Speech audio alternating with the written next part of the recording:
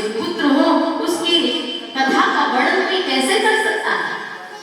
लेकिन जीवन में सावधान हो जाना चाहिए। हम लोग क्या करते हैं, दर्पण में केवल बाहरी मुख को ही देखते हैं।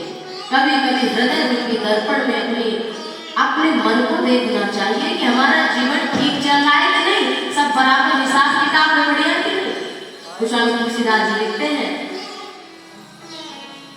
राय सुभाय मुकुर करी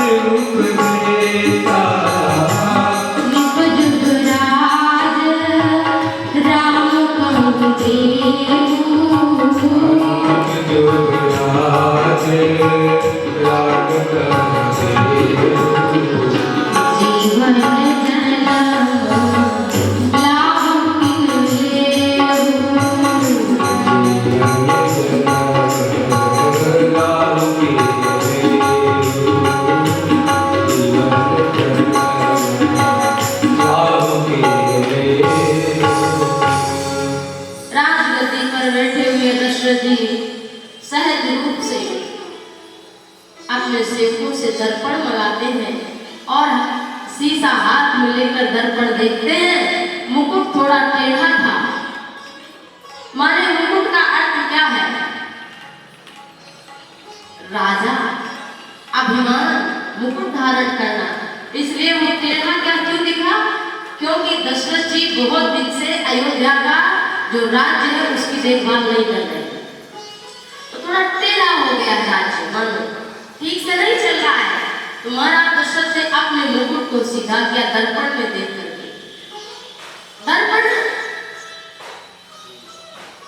नारद जी को भी भगवान शंकर के गणों ने कहा था, निज मुकुट बिलोक हो जाइए, जाओ अपने को देखो शीशे में। और जब जनक नारद जी ने जब देखा अपना स्वरूप भी प्राप्त हो गया तो उन्हें क्रोध आया। रावण भी दर्पण दिखाता है, देखता नहीं, अंतर है, समझिएगा। हम लोगों के भीतर क्या है, हम कहते हैं जब हमसे आपसे कोई विवाद होने लगे तो आप हमें कुछ आक्षेप करें तो कहे जाओ अपना मुंह तो शीशा में देख लो, खुद कैसे हो पहले। हम क्या करते हैं, केवल दूसरों को ही शीशा, दूसरा आप अपना आचरण देखो। हम यही कहते हैं हमारा आचरण क्या है, हमारा कर्तव्य क्या है, हमारा धर्म क्या है, इस पर हमारी कभी दृष्टि नहीं जाती। लेकिन सावधान, महाराज दशरथ जैसे नहीं है। उनका मुकुट टेढ़ा था, उन्होंने दर्पण में देख करके उसको सीधा कर लिया और देखा कि कान के पास एक सफेद बाल है, कान पर। अब कान क्या करता है, किस शहर का मालिक है कान? शब्द शहर का, शब्द शहर का। नासिका सुगंधी शहर की मालिकी है। नेत्र दृष्टिगोचर जहां होगा उस शहर का मालिक है। हर इंद्रियां अपने अपने कर्मों में बरत रही है। तो कान क्या कहता है? कान के पास जब कोई चुपके से बात कहता है तो आप नाक आगे करते हो कि आंख निकाल कानी करते हो, बताइए क्या बात है। तो सुनने के लिए मानो मन जरठपन आसुपदेशा। दशरथ जी कहते हैं वो कान का एक सफेद बाल मानो मुझे उपदेश कर रहा है कि निप जुगराज राम गुरुदेव, हे राजन अब वृद्धावस्था आ गई, कब तक इस संसार में घूमते रहोगे? सचमुच हम लोगों की भी यही बात है, कब तक इस संसार में घूमते रहेंगे? अरे हृदय में तो कभी तो राम को राजा बना के बिठा दो, सब कुछ बैठा दिया, घर को, परिवार को, दुकान को, पैसे को, यश को, मान को, पद को, प्रतिष्ठा को, लेकिन इस हृदय में भगवान के लिए कहा जाता है। आप सचमुच विचार मत करें, क्या जैसा राम जी के लिए भवन होना चाहिए, निर्मल मन जन सो कोई पावा, मोहि कपट छल बाबा क्या हमारा जीवन इस प्रकार है? तो राम कैसे राजा बनेंगे? दशरथ जी कहते हैं मानो वृद्धावस्था हमें उपदेश कर रही है, कान का सफेद बाल क्या कि निप युवराज राम को दे, बहुत राजा बन गए, बहुत राजकाज दे दिया, अब राम को राजा बना और जीवन का लाभ ले लो। हम लोगों के लिए भी एक बात है, ऐसा विचार कर दशरथ जी ने गुरुदेव वशिष्ठ से कहा कि हे गुरुदेव, आपके चरण रज को मैंने मस्तक पर धारण किया, तो गुरु के चरणों के रज के प्रभाव क्या है कि मुझे अयोध्या जैसा सम्राट बनने का अवसर मिला। गुरुदेव कौशल्या कैकेयी सुमित्रा जैसी धर्म के आचरण अनुकूल करने वाली अर्धांगिनी मुझे प्राप्त हुई और आप जैसा गुरु वशिष्ठ ब्रह्मा का पुत्र श्री राम जी के चरण में अनुराग रखने वाला गुरु मुझे प्राप्त हुआ और गुरुदेव आपकी कृपा से राम लक्ष्मण भरत शत्रुघ्न जैसे पुत्र प्राप्त हुए। गुरुदेव इतना ही नहीं, सीता मांडवी सुकीर्ति उर्मिला जैसी बहुएं मुझको प्राप्त हुई, तो मेरे समान अब दूसरा कोई है नहीं त्रैलोक्य में। हे गुरुदेव, आपके चरणों की महिमा का बड़ा प्रताप है, सब कुछ मुझे प्राप्त हो गया है, लेकिन एक अभिलाषा, एक कामना भी है जो वास्तविक रूप में होना चाहिए था, वो पूरा नहीं हुआ। अस अभिलाष एक मनोरथ क्या कि राम जल्दी से जल्दी राजा बने, या शुभ अवसर शुभ घड़ी सोच करके ज्योतिषियों के द्वारा अपने आप देख करके आप बताइए राम राजा कब बने। गुरुदेव वशिष्ठ ने कहा कि हे राजन, बेगी विलंब न करिए। हे राजन, राम को राजा बनाने का मन में विचार आया है तो साजी सबुई समझ सारी चीजें बना लो जल्दी से। और सुदीन सुमंगल कदम जब राम युवराज, राम जी भजन हम किस दिन करें, किस मुहूर्त में, किस मुहूर्त में? तो शुभ काम करने के लिए कोई मुहूर्त जरूरी नहीं है कि हम देखें।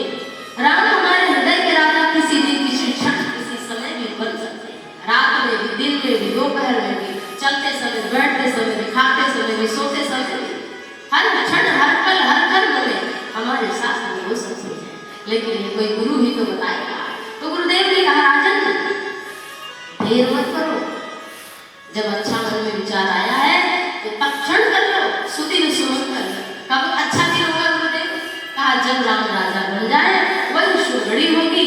ऐसा सुन करके महाराज दशरथ बड़े प्रसन्न हुए और मंत्रियों को बुलाया है।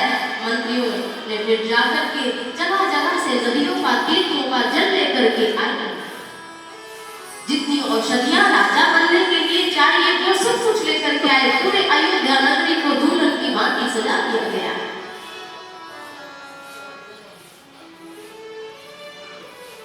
संत जन गाते हैं बड़ा सुंदर भजन,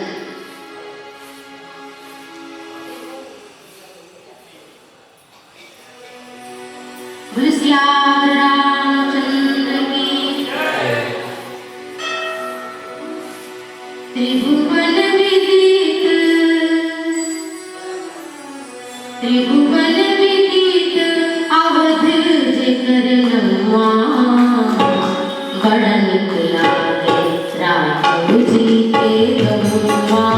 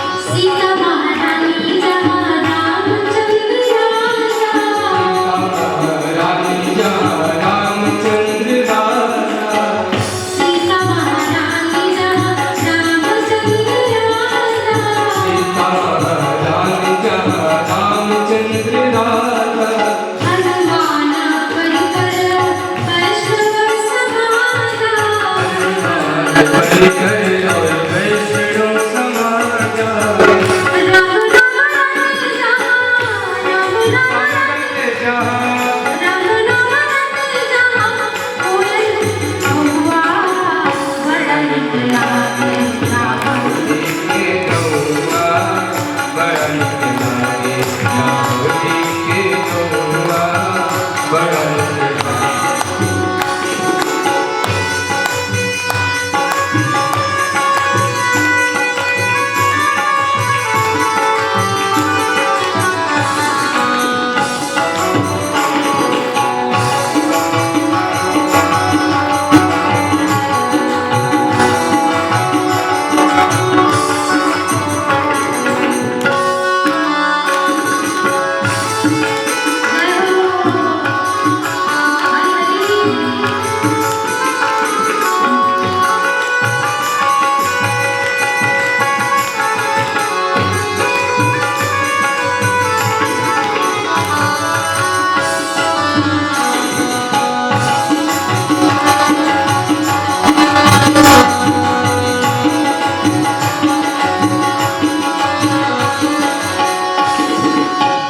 जहाँ ब्रह्म राम शिशु कलियन में राम शिशु कलियन में जहाँ शिशु राम ब्रह्म कलियन में राम कलियन में अंजलि न भरी भरी भूरी सिर में हरी हरी दूर सिर में अंजलि न भरी भरी भूरी सिर में हरी हरी दूर सिर में जहाँ न कहो चले जहाँ कौन चले जहाँ न कहो चले जहाँ कौन चले आई जगमगवा बड़ा राम जी के गौआ। बड़ा निक लागे राधो जिते गौआ बड़ा निक लागे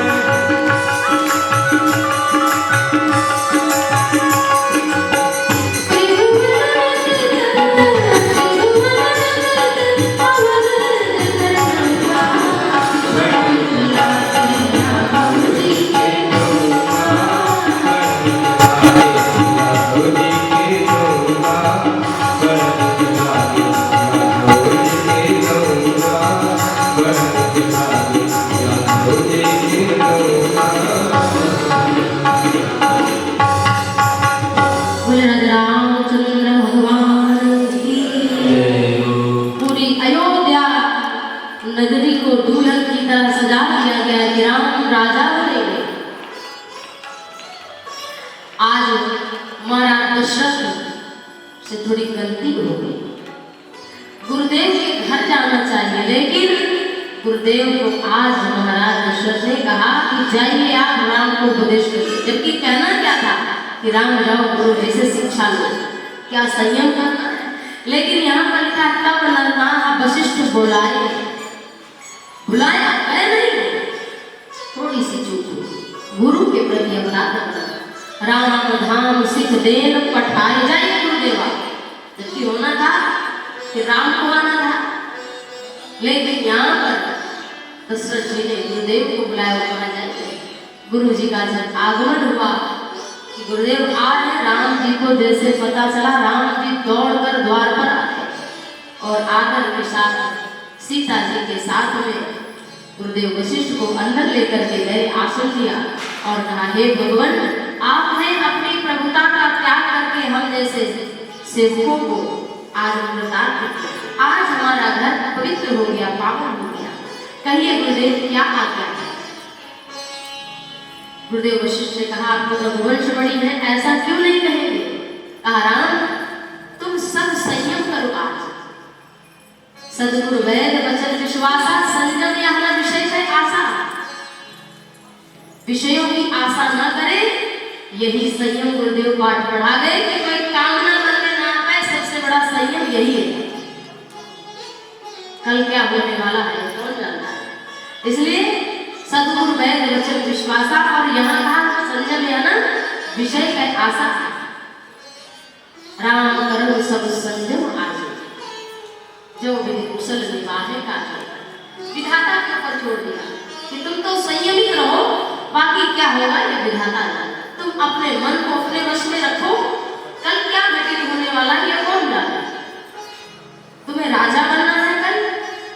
और राम जी क्या सोचते थे?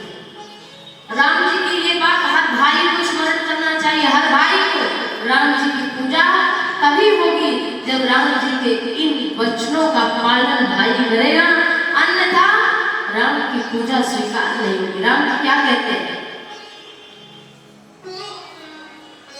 जन में एक संग सब भाई, भोजन शयन के ललकाए, करण वेद उपवीत व्याहार, असंग संग सब भये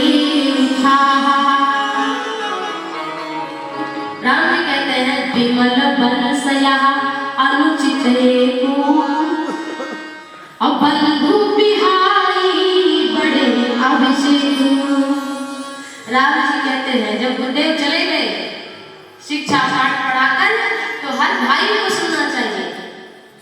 राम जी कहते हैं कि हम चारों भाई एक साथ जन्मे, एक साथ खेले।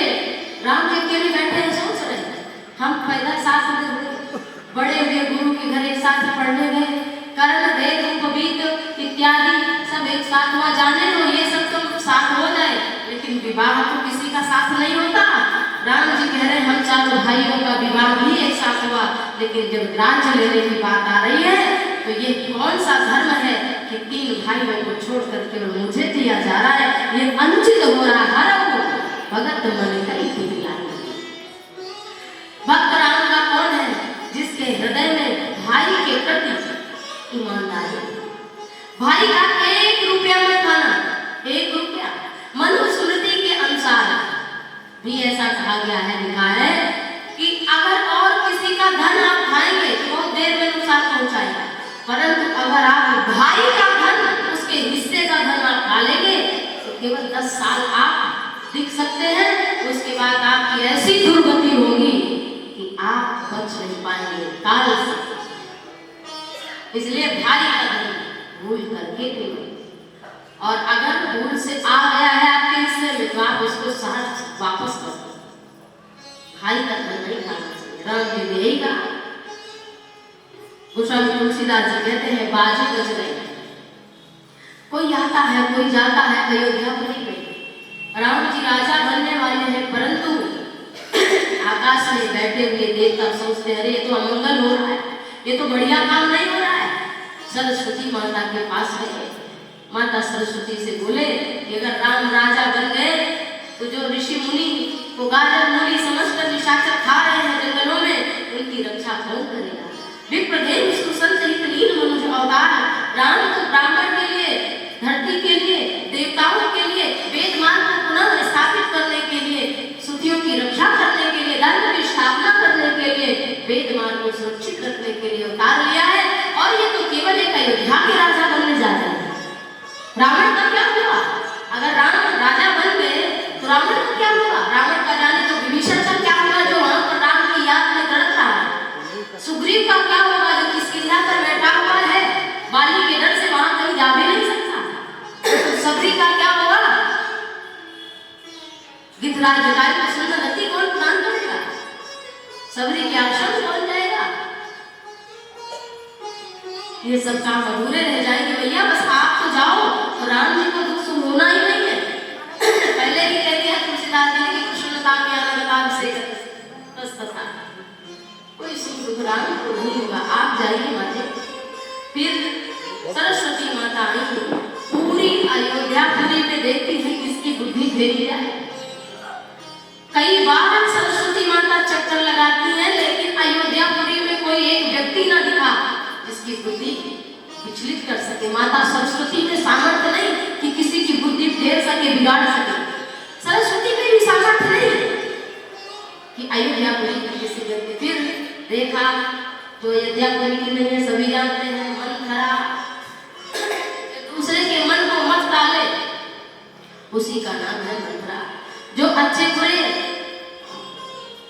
अच्छे का भी मन बुरा बना दे, ऐसे व्यक्तित्व का नाम है मंथरा। गोस्वामी तुलसीदास जी कहते हैं,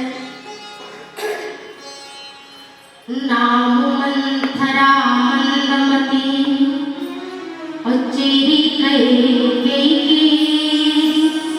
अजस पिटारी ताही करी और कई गिरावत भेद।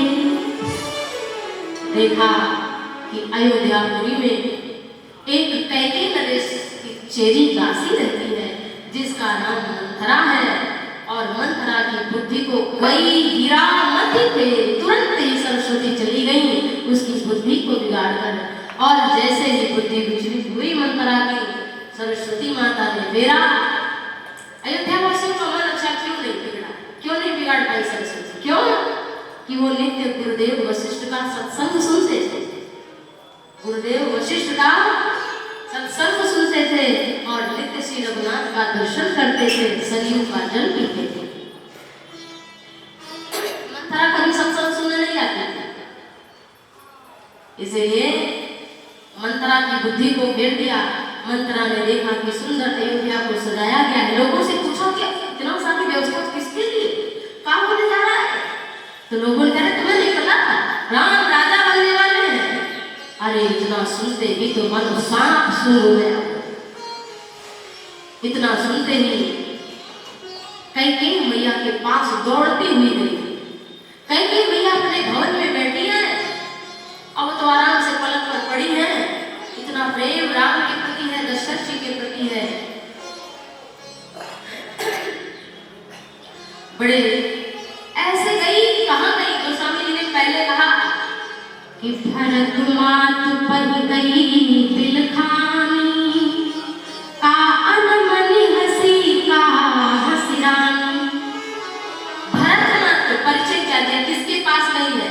भरत की माता। और भरत कौन है? भरत सरिस को राम सनेही, जग जग राम राम जग जेही। संसार को राम को जपता है, लेकिन राम भरत को जपते हैं, ये है भरत का परिचय। इसलिए भरत मात पई गई बिलखानी। बिलखानी मतलब बिलखते हुए, रोते, किसी बहुत मीट लिया, मारा हो तो ऐसे ही दौड़ती आंसू धारते हुए, हंसी का हराम गाल बड़े तोड़े। क्या बात है, क्यों रो रहे हैं? लक्ष्मण जी ने हमें लगता है कि तेरी पिटाई कर दी। लक्ष्मण जी थोड़ा दंड देते हैं, क्योंकि भगवान के दंड वही है। हमारे शास्त्रों में दंड के लिए तो बढ़िया कहा गया, लेकिन उदंड का नहीं, दंड का। उदंड का सम्मान नहीं है, दंड का सम्मान। कोई गलती करे तो उसको दंड दिया जाएगा, लेकिन कोई उदंड हो तो उसको उसके लिए बड़े विधान होते। इसलिए कहा कि क्या लक्ष्मण जी ने तुझे मारा पीटा? क्या बात है, क्यों रो रही? तो मंथरा बोली, अरे हमको कौन मारेगा, हमारा कुछ नहीं बिगड़ा, सब तुम्हारा बिगड़ रहा। क्या हुआ? कह रही है पूत विदेश में सोच तुम्हारे। अरे तेरे बेटे को विवाह के तुरंत बाद नाना के घर भेज दिया गया। बताओ ये कोई बात है? कैसे कान भर रही है? कह रही है पूत विदेश में सोच तुम्हारे, जानती हो बस नाम हमारे। तुम तो बस यही सोच रही हो कि राजा दशरथ तुम्हारे वश में हो गए हैं। तुम्हें पड़े पड़े नींद बड़ी अच्छी लग रही है। तुम राजा दशरथ की चतुराई कपट नहीं देख पा रही हो, उनका मलिन मन नहीं देख पा रही हो। राम को राजा बनाने जा रहे हैं। इतना सुनते ही तो महारानी कैकेयी बोल पड़ी, पुण्य सतम कहा से घर बोरी, तब घर जीभ बढ़ाओ तोरी। अरे भरपूरी चुप चुप, अगर ऐसी बात दोबारा की ना तो तेरी जीवा कटवा दूंगी मैं। कैकेयी माता उठकर अपने आसन से खड़ी हो गई और मंथरा का बहुत डरता। मंथरा थोड़ा बहुत ज्यादा दुखी हो गई, रोने लगी। तब फिर थोड़ा दया आ गया, कहा बता बता क्या बात है, राम राजा बनना है? अरे वाह मंथरे, तूने इतना सुंदर समाचार सुनाया है। आज मन खोल करके मांग, तुझे जो चाहिए वो दे दूंगी मैं। मंथरा ने कहा कि आप तो बस कौशल्या की सौत हैं, बस राम जैसे राजा बने वैसे ही आपको और आपके बेटे को जेल में बंद खाने में बंद किया जाएगा। चकिया पीसेंगे भरत वहीं आटा खाओगी और राम राजा बनेंगे, लक्ष्मण उनके सहकारी बनेंगे, शत्रुघ्न उनके भाई ही हैं और तुम्हारा बेटा। इतना सुनते ही तो सौत की बात जैसे आई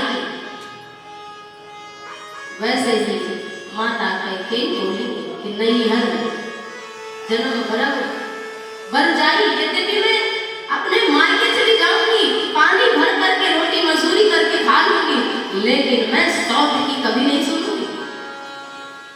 कहाँ अच्छा खासा सुख जीवन में चल रहा था, कहाँ एक मंथरा के दासी के कहने से अभी तक तो जीभ मरवा रही थी, आप कहती है सखी प्रियवादी दीनू तो अब प्रियवादी कह रही है, सखी कह रही है बहुत अच्छा अच्छा ऐसा मेरे साथ होने जा रहा है। अब तो मैं अपने मायके जा रही, बस मेरा सामान तुरंत पैक करो मंथरा से। मंथरा बोली ना ये गलती भूल करके भी मत करना, तुझे जाने की जरूरत नहीं है। कैकेयी बोली कि अगर मैं नहीं जाऊंगी तो फिर यहाँ तो दासी बन के रहूंगी। कहा नहीं रे कचाई कहाँ बलवा की भामिनी भयो दूध कई मांगी, तुम तो मक्खी की तरह हो गई हो। यदि अपने बेटे के सहित सेवा करोगी तब तुम्हें कुछ भोजन दे दिया जाएगा। बड़ी कहानी सुनाई सौत की और माता कैकेयी जब कांपने लगी तब कहा कि देखो डरने की बात नहीं, हमारे पास उपाय है। क्या? याद करो जब देवासुर संग्राम में महाराज दशरथ के साथ तुम गई थी, तब महाराज दशरथ युद्ध करते करते जब उनके पहिए की धुरी टूट गई थी तब तुमने अपनी उंगली लगा दी थी और उसी धुरी में उंगली लगाने के कारण महाराज दशरथ के प्राण युद्ध भूमि में बच गए थे। तो वह 2 वचन उन्होंने कहा था कि 2 वचन मांग लो, तो तुमने कहा नहीं अपने सुहाग की रक्षा के लिए कोई वर मांगता है क्या? तो आज वही बात आन पड़ी है, वह 2 वरदान तुम्हारे पास में धरोहर के समान है और तुम वो 2 वरदान दुई वरदान भूप संस्थाती मांगो आज जुड़ाओ छाती। आज वरदान मांग लो और अपने हृदय को ठंडा कर। जानते हैं कि आप सभी को कथा का नहीं पता हो कि ये उंगली जो है कैसे भाई धुरी में लगा दिया और उंगली को चोट भी नहीं पहुंची। अन्यत्र रामायण में कथा आती है कि एक बार दुर्वासा ऋषि कैकेयी देश में पधारे थे। कैकेयी देश में दुर्वासा ऋषि पधारे थे। कैकेयी ने बड़ी सेवा की, रात भर हुई, पंखा जलती रही और जब सवेरे दुर्वासा ऋषि जाने लगे तो उनका कमंडल छूट गया। तब कैकेयी छोटी बालिका थी 5-6 साल की और दौड़ती हुई दुर्वासा के पास लेकर के गई, बोली महाराज आपका कमंडल। बड़े प्रसन्न हुए और छोटी सी कैकेयी मैया को आशीर्वाद दिया कि जिस हाथ से तुमने ये कमंडल हमें दिया है मैं आशीर्वाद देता हूँ कि वो हाथ वज्र के समान वज्र होगा। तो दुर्वासा ऋषि का दिया हुआ आशीर्वाद जिसके कारण महाराज दशरथ की प्राण की रक्षा हो पाई थी देवासुर संग्राम में। और जब छोटी थी तो रामायण अन्यत्र देखो कम रामायण है, आध्यात्म रामायण है, आनंद रामायण है, वाल्मीकि रामायण है, मलयालम में तेलुगु में हर भाषा में और बहुत सारे संतों ने रामायण की हरि अनंत हरि कथा। एक रामायण में ऐसी कथा आती है कि देखो कैकेयी माता राम से इतना प्रेम करती है कि कहती है कि मैं राम की परीक्षा करके देख चुकी हूँ कि राम मुझे कितना प्रेम करते हैं। मैं गई प्रेम की परीक्षा देखी, मैंने प्रेम की परीक्षा देखा और मुझमें कौशल्या में जरा भी भेद नहीं, मुझे ज्यादा ही राम प्रेम करते। तो आज क्यों इतना ऐसा क्यों कि कोई अपनी कन्या का नाम कैकेयी नहीं रखता है? कैकेयी कोई नहीं रखता, कहीं आपको नाम कैकेयी नहीं मिलेगा, कैकेयी केवल एक ही है। तो उस रामायण में वर्णन आता है कि जब कैकेयी मैया छोटी थी तो छोटे छोटे बालक बालिका थे, उनके साथ में खेल रही थी। और जब खेल रही थी